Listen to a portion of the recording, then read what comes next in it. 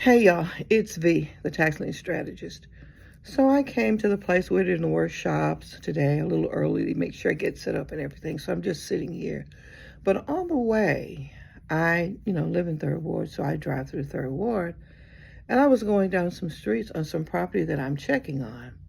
And I saw some people working on two houses together. And so when I pulled up, I asked them both, because I know the properties. I asked them both. I asked the guy, and the guy's with him, did he own the property? He said no. They were there doing the work. Okay, fine, no problem. And I asked him who was his boss, and he says, well, is everything okay? I says, I don't know. Somebody may be going to jail. That's how I put it. And I meant that. And so he says, okay, I gave him my card, and I gave him my phone number. And someone did call me back. I'm not going to mention the name of the company right now.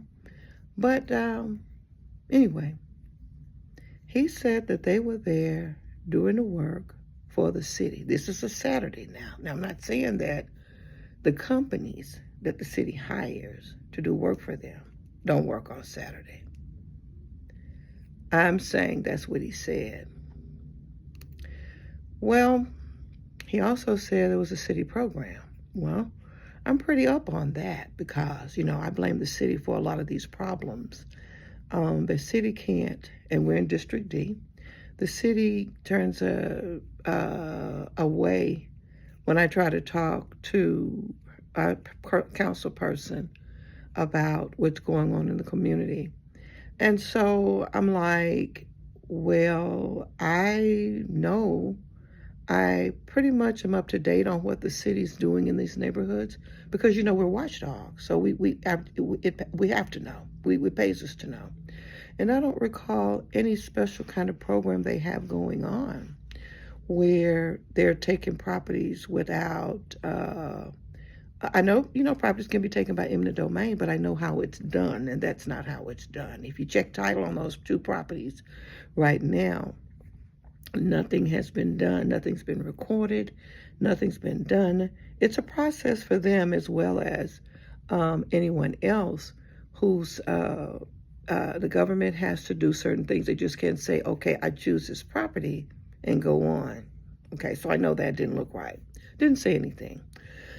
So this guy in turn has another guy call me who says that he owns a company that is doing the work for the city. I said, okay, well, I'll check it out Monday. He says, you mind if I ask you a question? I said, no. What is your interest in this? And see, this is why I made this video. People do not expect Black people to care about the community enough to be watchdogs. See, they've been getting away with stealing property so long with no resistance at all that when they see a Black person come up and say, what are you doing? Do I have to have a talk with the prosecutor? They want to ask all these questions. What is your interest in the neighborhood? I told them, I said, my Black skin. My Black skin is the interest. Why I have an interest in this. I have a property retention business. My job is to help Black people retain their properties, not to lose their properties to predatory investors. So now, once we get their title straight, if they want to sell to those investors, that's fine. But they're going to have to do it the right way. They're going to have to stop taking control of these properties before they even belong to you. I don't believe him. So he went a step further. He says, can we sit down somewhere and meet? I said, sure, let's do that. Here's my thing. Then he says, well, we'll just stop the work. No, if you are working for the city, if you have a city contract, then go ahead and don't let little old me stop you from doing your job. Why would little old me stop you from doing your big city of Houston job? I'm not saying that he's lying. I'm saying, but the truth is somewhere not in there. And that's what I'm saying. They really believe they can tell us anything. Foreigners now, who again come from countries where they have to ration out bath water, come to this country and want to tell Black people all kinds of lies. But see, because it wasn't working with me, I guess he thought he'd go a step further. He says, well, I says, I can meet you anywhere, anytime Monday after I get out of court, after I meet one of my clients in court. Text me the address. No, I'm not doing that.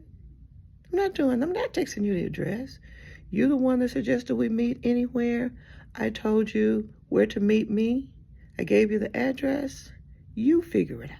You figure it out. I'm not doing your work for you. I'm not doing your labor. Okay? You don't have to stop the work and you don't have to meet with me. But if I find out Monday that the city don't have a program where they have taken over these people's homes just because they're empty and got a whole passel of folk working on their properties, yeah, it's a perfect opportunity to get loud and to go beyond local on this particular thing.